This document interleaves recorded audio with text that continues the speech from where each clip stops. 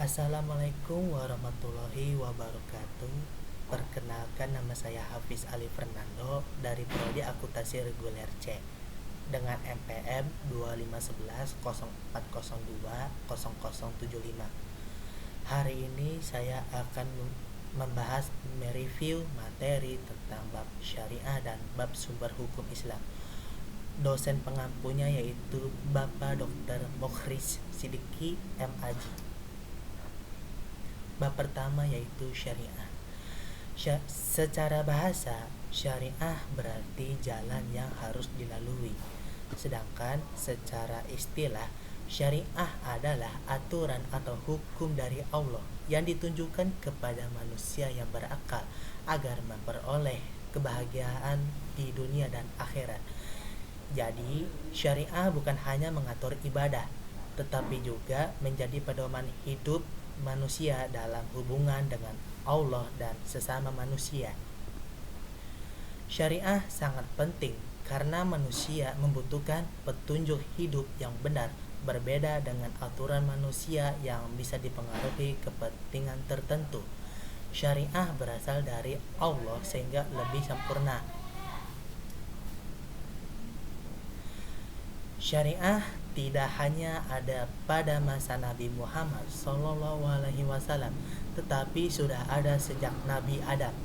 Setiap nabi membawa syariat sesuai kondisi umatnya, lalu terus berkembang dan disempurnakan. Pada zaman Nabi Adam, aturan masih sederhana, belum ada larangan pernikahan tertentu dan belum ada pencurian. Pada zaman Nabi Nuh, belum ada kewajiban zakat dan haji.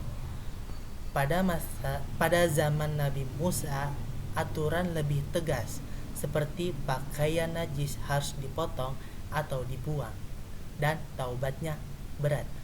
Sedangkan pada zaman Nabi Muhammad SAW, syariah disempurnakan menjadi lebih lengkap dan lebih ringan, seperti taubat cukup dengan istighfar dan hutang wajib dibayar.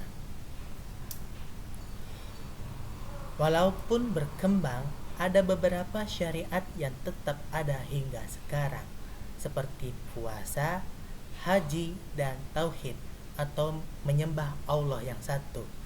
Ini menunjukkan bahwa inti ajaran Islam tetap sama, yaitu menjaga keimanan dan ketaatan kepada Allah. Nabi Muhammad SAW memiliki peran besar dalam syariah, yaitu menyempurnakan syariat para nabi sebelumnya, mengoreksi ajaran yang telah diselewengkan, dan membawa aturan yang paling lengkap. Karena itulah Islam menjadi agama yang sempurna. Dalam memahami Islam, kita juga perlu membedakan antara syariah dan fikih. Syariah adalah aturan langsung dari Allah sehingga bersifat mutlak benar. Sedangkan fikih adalah pemahaman manusia terhadap syariah. Karena fikih merupakan hasil pemikiran manusia, maka bisa terjadi perbedaan pendapat. Jadi syariah itu benar, tetapi cara manusia memahaminya bisa berbeda. Oke, bab yang kedua yaitu sumber hukum Islam. Sebagai seorang muslim, mempelajari hukum Islam sangat penting, terutama ilmu dasar seperti sholat, puasa, dan bersuci. Karena hal tersebut termasuk kewajiban pribadi atau fardu ain. Sedangkan ilmu yang lebih mendalam seperti perhitungan zakat secara rinci atau hukum-hukum tertentu bisa dipelajari oleh orang-orang yang memang ahli di bidang tersebut.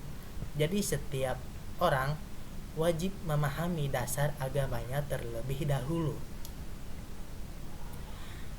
Dasar Islam. Setiap aktivitas manusia berkaitan dengan 5 hukum dasar. Pertama adalah wajib, yaitu sesuatu yang harus dilakukan dan jika ditinggalkan berdosa, seperti sholat 5 waktu dan puasa Ramadan. kedua yaitu sunnah adalah jika dilakukan mendapat pahala, tetapi jika tidak dilakukan tidak berdosa, seperti sahur sebelum puasa. Yang ketiga adalah mubah, yaitu sesuatu yang boleh dilakukan atau tidak, seperti makan atau minum biasa. Keempat adalah makruh, yaitu perbuatan yang sebaiknya dihindari, seperti makan di depan orang yang sedang berpuasa tanpa alasan yang jelas. Dan yang terakhir yaitu haram. Haram adalah sesuatu yang dilarang dan jika dilakukan berdosa, seperti sengaja makan saat puasa Ramadan tanpa uzur. 5 hukum ini menunjukkan bahwa Islam mengatur seluruh aspek kehidupan manusia.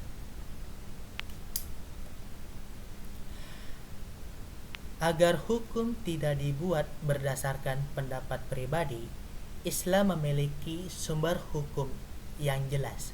Sumber hukum Islam adalah dasar atau rujukan dalam menetapkan hukum, sehingga manusia tidak bersifat subjektif atau membuat aturan sesuka hati. Sumber hukum ini ada 2. Yang pertama sumber hukum utama atau di nama lainnya primer, atau bisa disebut juga al-adillah al-asliyah. Yang kedua sumber hukum sekunder, yaitu al-adillah al-tabi'iyah.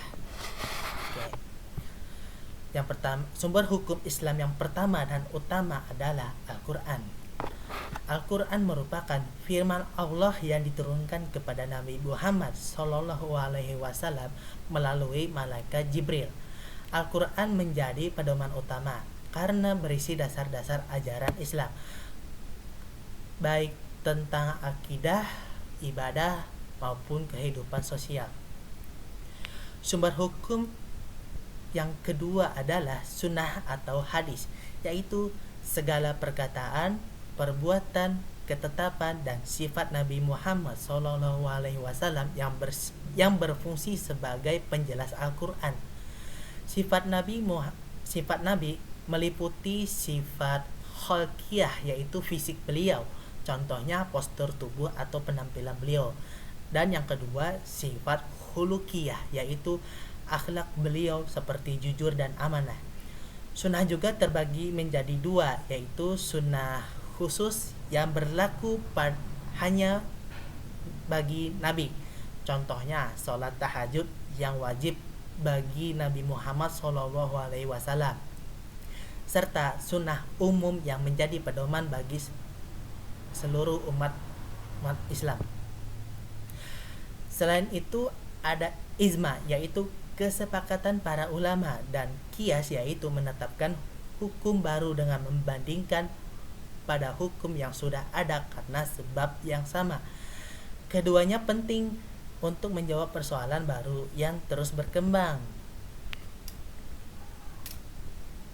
Selain sumber hukum utama, ada juga sumber hukum sekunder, yaitu hasil ijtihad atau pemikiran para ulama dalam menjelaskan dan mengembangkan hukum Islam berdasarkan sumber utama. Mengapa sumber hukum Islam sangat penting? Karena tanpa sumber hukum yang jelas, manusia bisa membuat aturan sendiri berdasarkan keinginan pribadi. Hal ini dapat menyebabkan hukum menjadi subjektif, tidak adil, dan menimbulkan kekacauan dengan adanya sumber hukum yang jelas. Umat Islam memiliki pedoman yang benar dan terarah. Jadi kesimpulan dari bab syariah dan bab sumber hukum Islam yaitu syariah adalah jalan hidup dan aturan dari Allah yang telah ada sejak para nabi terdahulu, kemudian disempurnakan oleh Nabi Muhammad SAW sebagai pedoman hidup manusia. Agar syariah dapat dipahami dan diterapkan dengan benar, Islam memiliki sumber hukum yang jelas, yaitu Al-Quran, Sunnah, Ijma, dan Qiyas. Dengan memahami syariah serta sumber hukumnya, seorang muslim dapat menjalani kehidupan yang terarah, membedakan yang benar dan salah, serta meraih kebahagiaan dunia dan akhirat. Itu saja yang saya sampaikan pada mereview materi bab syariah dan sumber hukum Islam. Apabila ada kata-kata kesalahan atau kurang yang tepat pada mereview materi syariah dan sumber hukum Islam pada diri saya, mohon dimaafkan. Wabillahi taufiq hidayah. Wassalamualaikum warahmatullahi wabarakatuh.